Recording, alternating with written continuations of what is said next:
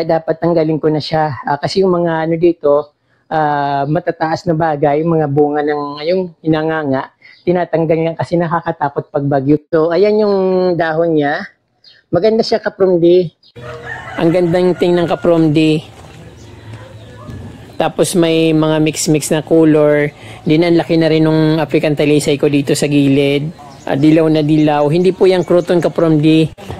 Mini-maintain ko rin natin itrim yung yung copper plant na maroon. Tapos ayan, ang ganda talaga kapromdi. Kailangan siguro meron ako ditong coffee table na matagal ko ng pangarap na coffee table na hindi ko naman natutupad. Ito naman matagal ko na itong bigonya. Doon pa yan sa kubo.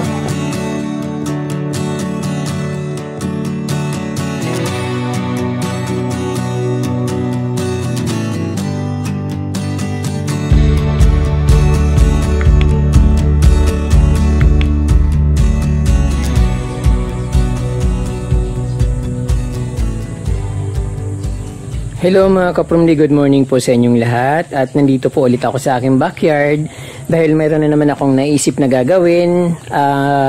Sa ngayon po gusto kong isacrifice yung isang palm dito na tinanim ko.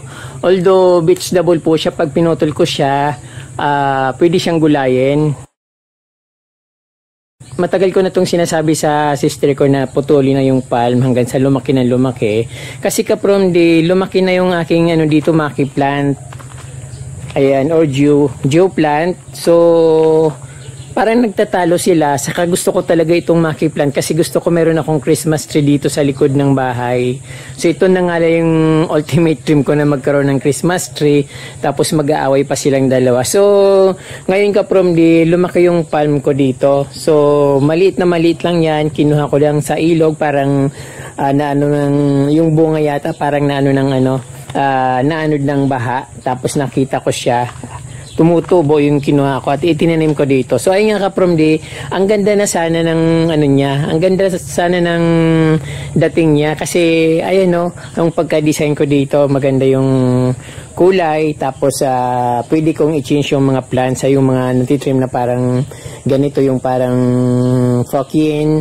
Then kaya lang ito yung biglang lumaki.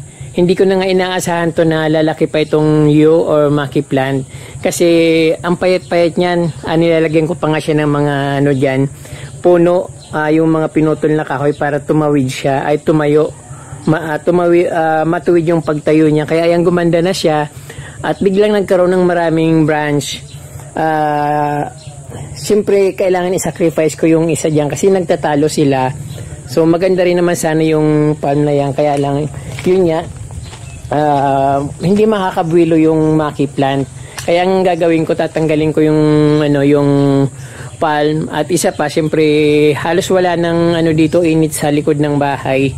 Wala ng araw kasi dahil puro dahon na, may mangga, may nara, may saging, may anahaw. So ayan, halos wala nang na-absorb na sunlight yung mga plants. Doon na lang sa bakod yung ng araw, tama ng araw. So tapos patatakpan pa ng isang palm na ito. Pero gusto ko siya kapromdi kasi pwedeng kong tanggalin yung mga plants dyan sa baba. Then lagyan ko ng mga flowering plants, parang American style yung dating. Kaya lang paano naman yung yung Christmas tree. So nagtatalo sila dyan at natatakpan niya nga. Kumbaga na siya ng araw, nagtatakpan siya ng araw. So doon lang sa kabila yung may sanga. Kaya ang nangyayari, hindi siya gumaganda. So ang gusto ko, tatanggalin ko tong palm. Ayan, maganda na yung backyard ko kapromdi. Ang laki na nga ng ko, African talisay. Hindi lang halata kasi pa siya, hindi pa siya masyadong makapal yung dahon. Pero ayun, nakikita na. Then ayun nga, tatanggalin ko yung palm. Hindi ko alam kung anong klaseng palm siya, but edible siya kapromdi. Then sa ground, ayan, nakikita nyo maganda yung kulay. Pag natanggal yon, lilitaw na yung maki plant at siyempre kakapal na yung dahon niya. So sa bare month, meron akong lilagyan ng Christmas light. Hindi ko na to patagalin kapromdi kasi palaki na siyang palaki. Baka mamaya hindi ko na siya matatanggal kasi nga mabigat ito kapromdi.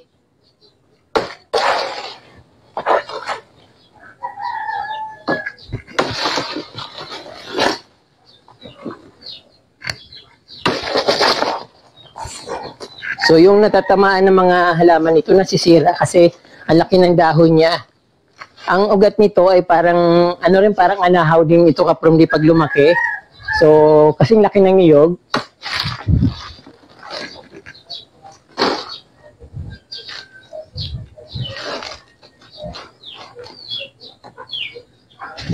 Ang hirap putulin kasi nandito sa tabi.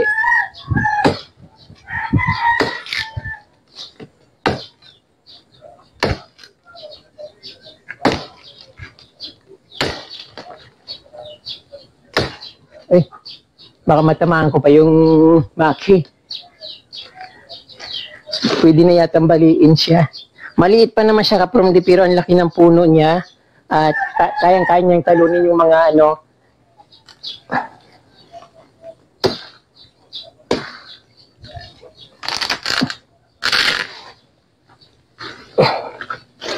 So ayun, yung nito, pwedeng gulayin. Parang parang ubod ng ubod ng niyog. So ayun kapromdi medyo lumiwanag na, siyempre tatanggalin ko pa rin itong pinakapuno niya. Kailangan ko siguro lagariin.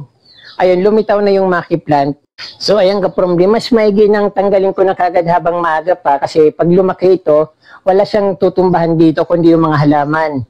Then sayang din ito yung yung maki plant na on siya yung paglaki niya.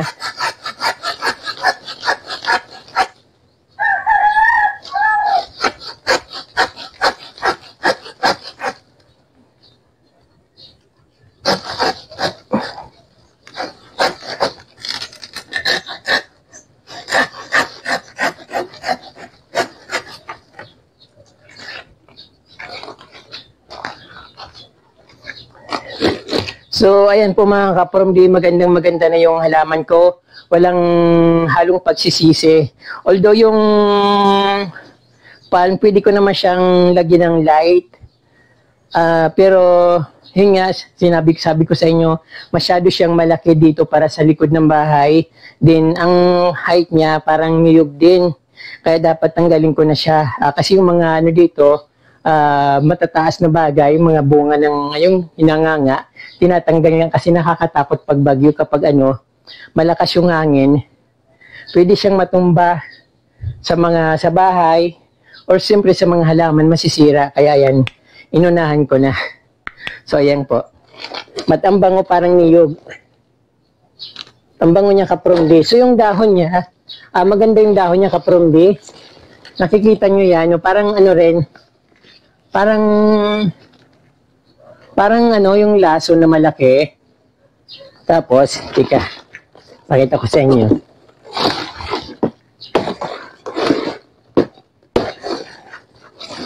So, ayan yung dahon niya. Maganda siya kapromdi. Kaya lang parang hindi bagay dito sa masikip na lugar na papalakihin ko siya. Kaya yan, mas mabuti pang tanggalin ko na habang maliit pa. Kasi pag lumaki na nga, another explanation, kapag lumaki na siya, lalong mahirap tanggalin at siyempre baka magsisi pa ako. So okay na yung halaman yung natira sa dito kasi maliit lang naman yung bakuran ko dito sa likod ng bahay. Tapos nagsisiksikan pa. Gusto ko yung maaniwalas. Ayan, may araw na, natamaan na ng araw yung mga plants. So, pwede na siyang lumaki. Ayan na po mga kapromdi. Natanggal ko na yung palm doon sa may mini island na ginawa ko. So, ayan, litaw na po yung mga halaman at very cozy. So, ayan, ang ganda ng kulay kapromdi nung natanggal ko yung, yung palm. At syempre, pupunuin ko ng halaman dito para maging pantay yung, yung halaman niya. So marami naman akong nakahandang mga kruton dyan, yung mga binunot ko sa harap ng bahay. Then syempre yung inaasahan ko na lalago na ito ng tudo ang aking maki plants or dew. Kasi marami na siyang talbos, maraming branch. Tapos ang haba na ng sanga, so kailangan ko ang putulin para magpantay yung niya at magkaroon ng maraming branch. So ayan kapromdi, ang ganda niya. Tapos may mga mix-mix na color. Din ang laki na rin ng African talisay ko dito sa gilid. Yung aking legume, dilaw na dilaw. Hindi po yung croton kaprom di. Golden legume yata tawag dyan. Tapos yung mga aking tea plant sa gilid, hindi pa masyadong lumalaki kasi pero almost na yan almost 1 year na yung mga tea plant na yun sa gilid ng pader. After ko mapagawa yung bakod dyan, nilagyan ko na siya ng tea plant. So nung nabuwal po yung dito, yung monkey tail, natamaan na sila ng araw, medyo nagkaroon ng kulay kasi yung monkey tail dito nung hindi nabubuwal napakalaki, pero yung bulaklak naman nun napakadami at pulang-pula talaga. So ayan kaprom di, binawasan ko na nga dito ng mga eugenia plants. Yung isa nilipat ko dun sa likod, ay sa harap. Tapos yung eugenia plants na katabi nung variegated na African talisay, nilipat ko din dito kasi masyado silang malapit, buti hindi siya namatay. Ayan, tinanggal ko na yung mga natuyo. Sana makarecover siya kaagad kasi malaki na siya nung inalis ko. So dapat pagtanim yan talagang pinag-iisipan kung saan siya talaga dapat itanim, kasi pag nagkakaroon ng pag lumaki sila parang nagkakasapawan sila. So ayun, hindi nagiging magandang tingnan. Pero sa ngayon kaprom di, medyo okay naman yung dito. Okay na yung garden ko dito sa likod ng bahay. Niya, ang ganda na ng tingnan. Parang basta magandang tingnan para sa akin. Then ayun, at mini-maintain ko rin na tinitrim yung yung copper plant na maroon. Tapos ayan, ang ganda talaga kaprom di din. Ayun, yung dito inarrange ko rin. Ay wow, may pusa. Ngayon ulit ako nakakita ng pusa. Tapos may mga may mga uling. Meow. So ayun kaprom di, nakita yung stones, inarrange ko siya. Tapos magkabilaan yan. Gagawin ko sanang yung parang yin-yang. Kaya lang hindi dito masikip yung yung space. Tapos kulang yung mga stones ko. Ang cute ng pusa. Tumakbo. So ayan kaprom di, meron ditong hammock. So ayan, nilalagyan ng plastic ng kapatid ko, ng kuya ko, kasi bigla na lang umuulan dito. So nababasa, hindi nagagamit yung hammock. Pero siguro basa pa rin yan kasi natatanggal siya bigla. Sabi nung ate ko, yung sinundan ko, sobrang ganda na raw ng aking garden dito sa likod.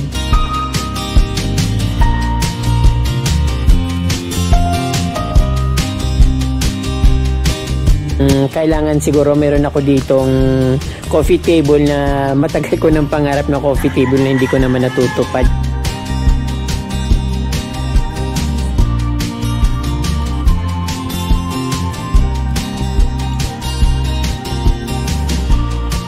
So ayun, very maganda.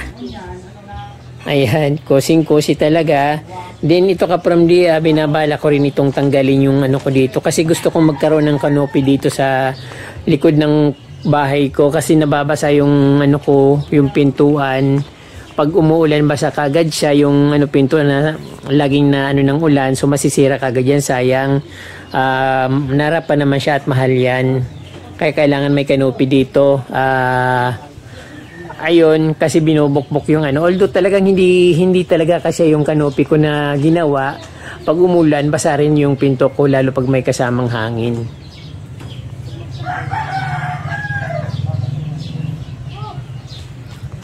Pinagsama-sama ko yung dito, mga bigonya ko na malalaki dahon.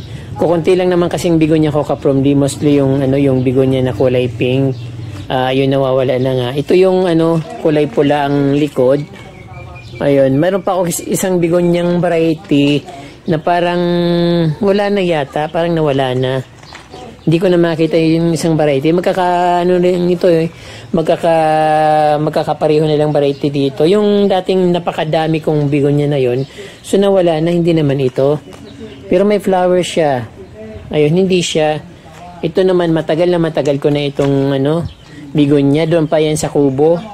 Buti hindi siya nawawala kahit na naulanan siya, kahit na initan, dyan pa rin siya.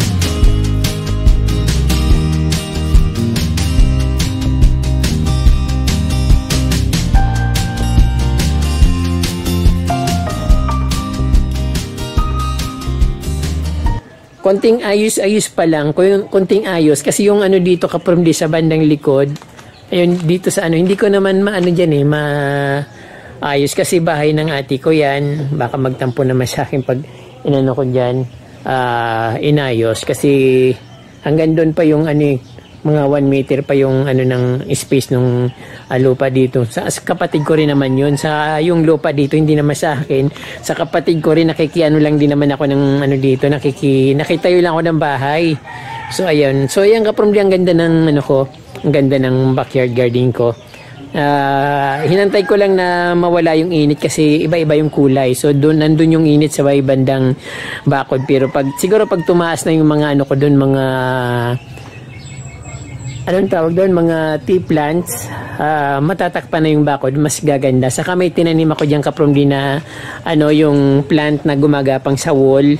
Kaya lang parang 2 lang yata na buhay tapos ang tagal-tagal pa gumapang. So kung mapuno niya man yan, kailan pa, matagal pa rin yun. So tingnan niyo kapromdi yung yung yellow bell, punong-puno ng bulaklak, umaapaw sa bulaklak.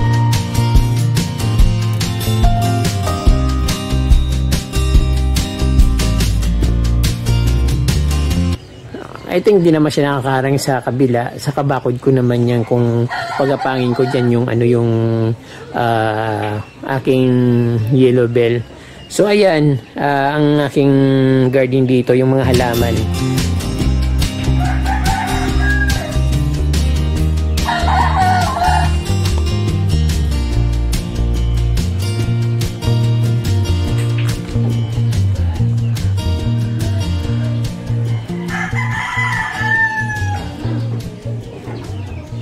Sa mga darating na araw, mawawala na yung puno na yan na maraming lemon lime na philodendron kasi tuyo na siya kapromdi. Yung mga sanga niya nga nagkahulugan na muntik nang mahulog sa bubong yung kalahati ng sanga niya, laki-laki pa naman.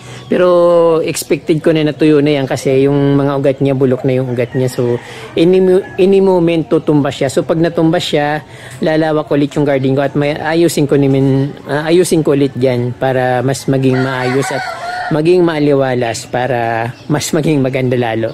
So ayan po kapromdi, marami po salamat sa inyong panunood. At huwag niyong kalimutan mag-subscribe at pindutin po yung notification bell para updated po kayo sa aking mga bagong post na videos.